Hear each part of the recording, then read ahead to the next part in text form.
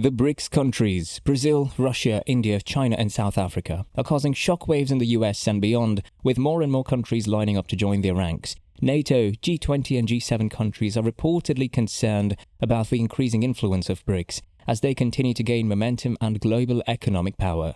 It's a world turned upside down, where political alliances seem to be shifting in favor of economic and business benefits. The West has long been known for partnering only with countries that provide political advantages, but it looks like the rest of the world is getting tired of empty words with no real benefits. That's why BRICS is expanding, and soon it may become the world's largest and most successful unit. The West, on the other hand, may be left behind, scratching their heads and wondering where they went wrong. And speaking of innovation, our very own Innovation Diary is bringing you the latest and greatest stories from China's growing influence in different parts of the world. We're talking about projects, development, and all the fast-paced modernity you can handle. If you're new to the channel, you're in for a treat because we're diving deep into why so many countries want to join BRICS and how it's going to benefit everyone. So buckle up and get ready for a wild ride because the world is changing and BRICS is at the forefront of that change. And with our finger on the pulse of innovation, you can bet that we'll be there every step of the way, bringing you the stories that matter. The BRICS alliance is rapidly growing and it's not hard to see why. Many countries are eager to join the coalition, and their reasons for doing so often relate to the US's position on the global stage. BRICS has established itself as a dominant force in international trade, becoming the largest unit of outstanding trade. China and India, two of the most powerful countries in the world, bring immense value to the coalition. With advanced technology and powerful militaries, they are more than capable of warding off competitors and adversaries. Joining BRICS has a range of benefits for member nations, and these advantages are only amplified when multiple countries come together to form a union. Some believe that BRICS was created to become the world's largest economic unit, but the organization's objectives are far more extensive than that. People initially viewed BRICS as a business and investment cooperation, but it has since become clear that the organization has grander plans to shift global power dynamics. Many nations aspire to be a part of a larger alliance, but joining organizations like G7 or NATO can come with significant compromises. If a country's interests do not align with those of the West, it's forced to act in accordance with Western interests anyway. The West has historically imposed its decisions on other nations, causing significant annoyance and frustration. But what other options did countries have? Many compromised to feel strong and included in the union. However, the emergence of BRICS has given hope to countries that don't want to be a part of the West or whose interests do not align with the West. BRICS offers a new path forward, one where these countries can still be a part of a powerful coalition. Despite the West's belief that it still holds all the power, the growth of BRICS suggests otherwise. No nation wants to be entirely under the influence of another, and emergence of BRICS offers an alternative path forward. With each passing day, the BRICS coalition is becoming more robust and more attractive to other countries looking to join. It remains to be seen whether the West can maintain its dominance or whether the future belongs to BRICS. Okay, so here's the deal. Apparently, reality is totally the opposite of what we thought it was. And get this, 20 whole nations are like super interested in becoming members of BRICS. I mean, can you believe it? The thing was only created a few years ago, and already all these countries want to join up. And let me tell you, it's not just about the economy. This could have a huge impact on all kinds of sectors, and it's seriously freaking out the Western countries and the G7. But, why are all these countries suddenly clamoring to join BRICS? What's happened to make them want to avoid partnering with all the Western countries? And what exactly can BRICS offer that the West can't? Well, apparently, the current members of BRICS are totally down with the idea of expanding and letting more nations join the club. And it's not just about helping out other developing countries, although that's definitely a big part of it. It's also about collaborating with other markets and filling in the gaps that exist in these countries. And if developing countries become a part of BRICS, then the help they receive will stay within the group and the benefits will be mutual. So why are 20 nations suddenly so interested in joining BRICS?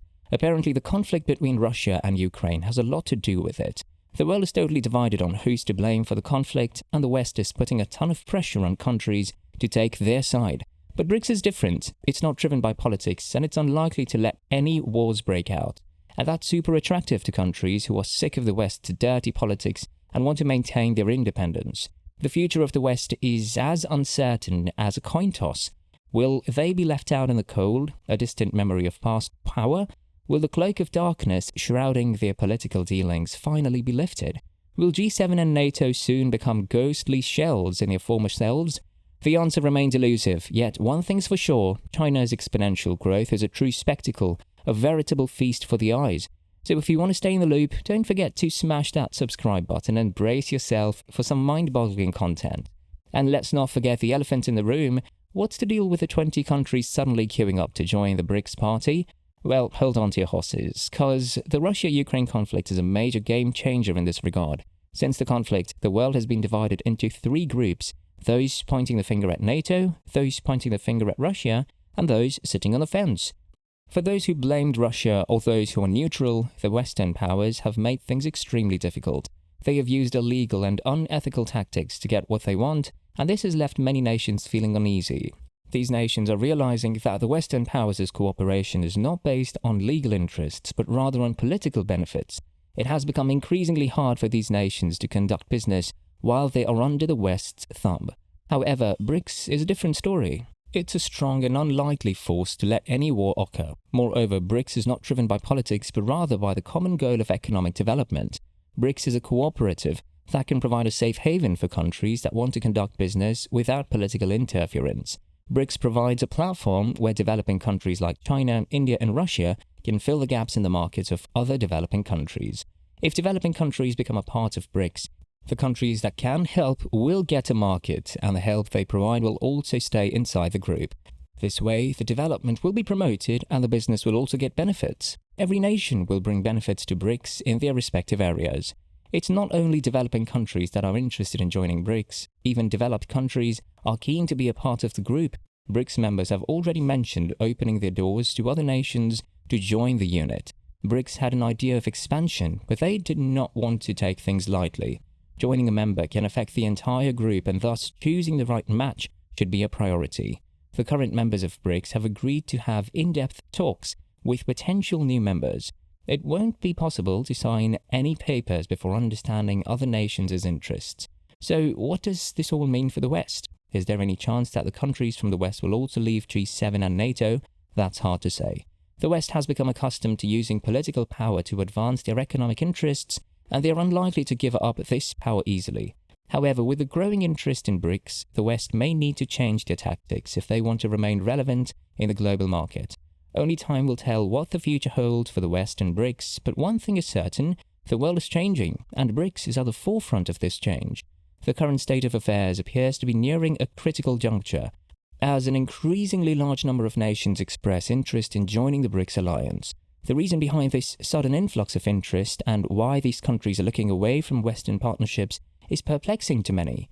It appears that the BRICS coalition has emerged as a compelling choice owing to its potential for considerable economic growth and global impact. With 20 nations presently vying for membership, the consequences of a unified BRICS could be genuinely transformative, stretching well beyond solely the monetary sector. However, the coalition's expansion is also sparking concerns in the West, as the change of the BRICS presenting a significant challenge to the established G7 powers is looming large. So what is driving this sudden interest in joining BRICS, and why are developing countries in particular being highlighted in this movement? The answer lies in the vast potential of developing countries as a market and the opportunities for more developed countries like China, India and Russia to fill the gaps in these markets. By becoming a part of the BRICS alliance, developing countries will have access to a range of benefits that will ultimately drive their growth and development. However, there is another factor at play here, and it has to do with the recent Russia-Ukraine conflict. This conflict has effectively split the world into three groups: those who believe NATO is responsible, those who blame Russia, and those who remain neutral. For those who support Russia or remain neutral, the situation's become increasingly difficult, with the West imposing sanctions and using underhanded tactics to get what they want. This has created a climate of tension and uncertainty, with many countries feeling that they are being forced into political compliance rather than pursuing their own interests. The BRICS coalition presents a substitute to this type of politicking, with a robust emphasis on economic growth and advancement rather than political wrangling. Consequently, it's turning out into an increasingly tempting choice for countries desiring to pursue their own interests without being subjected to the caprices of the Western powers. Although it remains to be perceived how the West will respond to this movement, one certainty exists. The BRICS coalition is ready to become a crucial contender on the worldwide stage, with likely far-reaching consequences for the global community.